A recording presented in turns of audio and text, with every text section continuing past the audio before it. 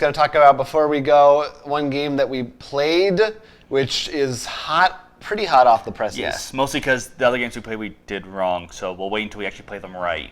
Yeah, we won't get into those other boo-boos, which is the new hashtag boo-boos. We all made walrus plays that day. But what we did play successfully, more or less, well, actually we screwed this one up a little bit too. Yeah, but not enough that you feel that don't feel like we have the right to talk about. Is Cartoon Network crossover crisis deck building game from Cryptozoic, the newest entry in their Cerberus engine line. If you've played any of the Cryptozoic deck building games, you're pretty much ready to jump right into this. Right. It's pretty similar. Obviously, the theme is different. We like Cartoon Network. Oh, yes, we do. What do you think about the distribution of old and new? They kind of have throwbacks. Well, distribution-wise, I think pretty good. I do think, a little bit heavy on the new, but they lean a little hard on Clarence. That was the that's the one show I didn't know. Sure, a lot of Clarence in this deck. I don't know if you know. I'd seen some of it, one episode, and I think it was funny, but I had no idea it was popular enough to warrant this much attention compared to Adventure Time or regular show or whatever, which I have seen a lot of. Or even, what's the other one, the Gumball? Is it Gumball? No. No, Gumball's in here. The Adventures of Gumball, and you're also... The one with the rabbit people. Yeah, that's Gumball? Something Adventures of Gumball. Yeah, Amazing World of Gumball. I've seen it, but I don't know the title well enough. That show's weird. I think what I really like about this is comparing. I want to compare it to not the DC one, which actually would mix well because Cartoon Network does air DC shows. That's right. But comparing it to Naruto, because Naruto, they tried to capture the show with chakra and stuff, and didn't really hit the mark. They tried something different. This one, I think they actually did hit the mark in sort of capturing what the average Cartoon Network viewer interests and what the shows are. Like, for example, in this, the heroes and villains actually will refer to male or female, or in cases like BMO, just hero. Right. Which I love. And like Johnny Bravo, he has to pay more to buy a female character, but is rewarded for playing female characters. Which is hilarious. Yes. And they really do capture the characters of the show, but at the same time, one of the things that's different, I feel like this works a lot better for a younger audience. A lot of the rules and stuff. The big thing being weaknesses. If you know that the game, usually weaknesses are punishments that actually hurt your end game score. In this, they're not punishments in the sense of hurting your score, but making you usually do stupid things or get punished. Right.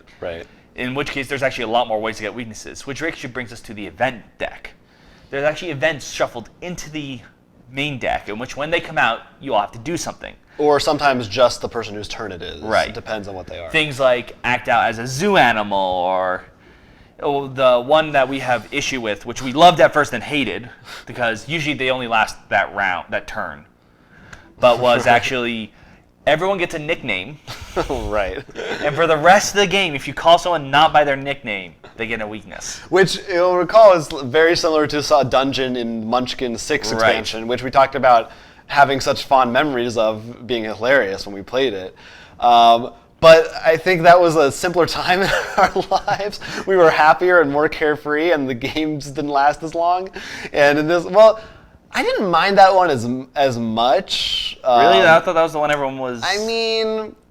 yeah, well, I agree. It was just that, first we accidentally put in too many cards so that the game lasted longer than it should have. Yeah, of the bosses in particular. Right, so... Because we're so used to the DC one just putting them... So what would you say? Maybe it would have lasted maybe 20 minutes less, yeah, at least? a lot less. So I think that would have gone a long way, because by the end, I wasn't so much tired of the nickname thing. I was just really wanted the game to end, and I was like... I do think my big thing with this is because I think the issue is maybe because how they did the game. In DC deck building, you have all the main characters, but a lot of other supporting characters appear throughout the deck. The way they did this was pretty much they chose the shows you can see on the box, and they only picked from those shows. Right. And not that they're bad choices. Like, I love seeing Samurai Jack, Courage, Adventure Time. But because I think this really hits us because we've been around for a bit longer. There's a lot of other shows we really would have loved to see. Like the big one, I know both of us are shocked that Powerpuff Girls has no representation here. That's really weird. I wonder if it's because there's the new one. They didn't want to. That might be it. Confuse but people. To me, that's like the big problem is because Cartoon Network is so hits a lot of things. Yep. I can't speak right now. All encompassing. Thank you. That it sort of made me just hunger for more.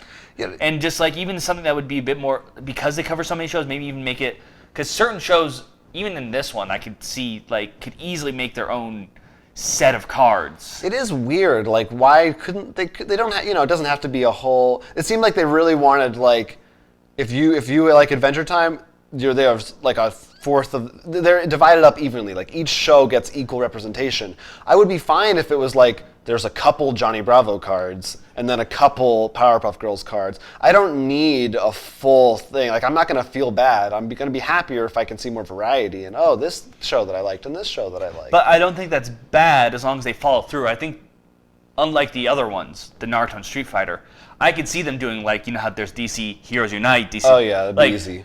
Cartoon Network crossover and then insert title, and like now we have Teen Titans Go, which would be hilarious because there's the DC one, Powerpuff Girls, and a couple other new shows. Like, I think they successfully, unlike the other ones, really captured in a good mechanic a way to bring that would be fun to something different to the Cerberus deck building engine. Yeah, I was not as happy with the game.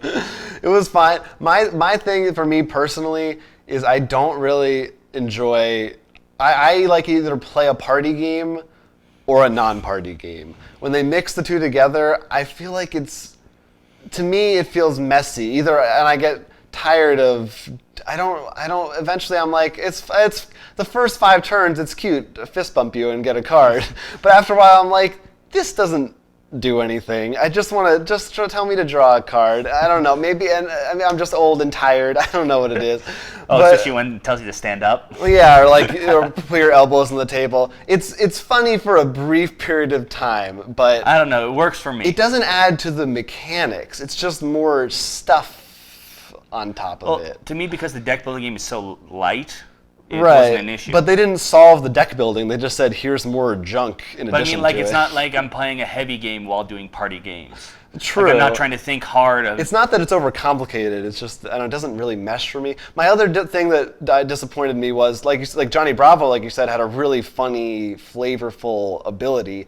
I picked Dexter, who is just Batman, and maybe it's partially my own fault, but I was super bored because I was like, I'm getting equipment cards. I don't need to play this version of the game to get that experience. I felt just like I was playing Batman in the DC game. Like, that was underwhelming to me, but I could have picked, I don't know, DD or something. You were Jack, and I guess that was a little more interesting. But yeah, I mean, go figure. Like, I feel like all we do on this show is talk about Cryptozoic and legendary deck building games, like every other week. Are people tired of this yet? I am.